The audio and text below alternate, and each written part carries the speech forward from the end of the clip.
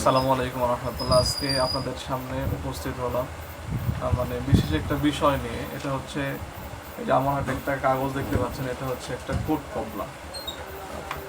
মানে যখন আমাদের সামাজিক বা আমাদের গ্রাম অঞ্চলে যে বিষয়গুলো প্রকাশ থাকে যে এখানে কেউ যদি একজন আরেকজনের কাছ থেকে যদি জমি বন্ধক বা কট যেটাকে বলা হয় এটা যদি নেয়, তাহলে সবাই কি করে যে একটা কোট কবলা মানে স্টাম্প লেখে।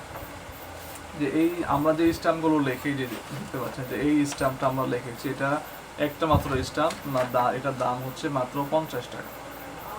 এটার কোনো মূল্য আছে কি না? আমরা যখন একটা জমি, এটা এখানে যেরকম লেখা আছে 8.20% জমি, অর্থাৎ 5 কাঠার একটু কম জমি। তো আমরা যে জমিটা নিলাম বা আপনি যে জমিটা নিলেন 1,50,000 টাকা দিয়ে, তো এই যে জমি নেওয়ার পরে একটা স্ট্যাম্প লিখে আমরা জাস্ট 100 টাকার বিনিময়ে কম্পিউটারের দোকানে গেলে কম্পিউটারের দোকান যা বা কম্পিউটার অপারেটর যে থাকে উনি 100 টাকা নিয়ে এরকম একটা স্ট্যাম্প লিখে দেয়। এখন বিষয় হচ্ছে যে এইটার কি মূল্য আছে ভবিষ্যতে? এটার দাতা, জমির দাতা যে বা টাকা যে দিবে বা জমি যে নেবে কটে, এটার কোনো মূল্য থাকবে কিনা? যখন যে কোনো একজন যদি মারা যায় বা কোনো দুর্ঘটনা ক্রমে, তাহলে আপনার এই কাগজটাই আপনার কোনো সাক্ষী বা এই কাগজটা আপনার টাকা উদ্ধার করে দিতে পারবে কিনা, এটার জন্য আমরা স্ট্যাম্পটা লিখি। এই স্ট্যাম্পটাতে কি লেখা আছে দেখেন, আমি পরে একটু মনোযোগ দিয়ে শুনলে হয়তো বুঝতে পারবেন। এখানে শুরু থেকে লেখা আছে হচ্ছে কোট কবলা নামা।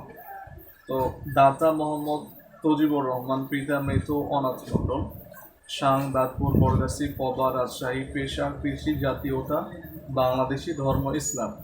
এখানে আরেকটা বিষয় লক্ষ্য করতে হবে, এখানে কিন্তু মানে দাতা প্লাস গ্রহীতা দুইজনের ভিতরে মানে কোনো একজনেরও এনআইডি নাম্বার নাই, এরপরে যার জমি তার জমির কোনো দাগ নাম্বার নাই। তো এরকমভাবে যে গ্রহীতা সেও এরকমভাবে এই পেপারসের ওপরে সিগনেচার করবে। তো এইটা আমরা যখন কোনো কোর্টে বলেন বা অন্যান্য জায়গায় বলেন, এই যে একটা স্ট্যাম্প আমরা যারা করি এটার কোনো মূল্য নাই। কেন মূল্য নাই? এখন বলবেন যে স্ট্যাম্পের দাম 50 টাকা, এটা যদি জনগণকে দেখায় তাহলে অবশ্যই তারা বিচার করে দিতে পারবে না। এইটা থেকে কেউ কোনোভাবে কোনো প্রকারে কোনো বিচার করে দিতে পারবে না। এখন কেন করে দিতে পারবে না, এটার মূল বিষয় হচ্ছে আপনি যখন যে কোনো স্ট্যাম্প লিখবেন, স্ট্যাম্প লেখার শর্ত হচ্ছে সর্বনিম্ন হলেও 300 টাকা দামের স্ট্যাম্প হতে হবে। তো 300 টাকা দামের তো স্ট্যাম্প হয় না। যদি 100 টাকা দামের হয়, 500 টাকা দামের হয়, 1000 টাকা দামের হয়, এরপরে হচ্ছে 50 টাকা দামের হয়। যদি 50 টাকা দামের স্ট্যাম্প হয় তাহলে 3টা স্ট্যাম্প কিনতে হবে, 150 টাকা মূল্য।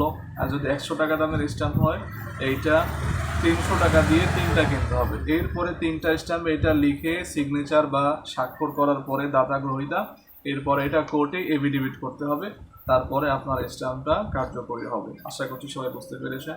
আসসালামু আলাইকুম রহমতুল্লাহ।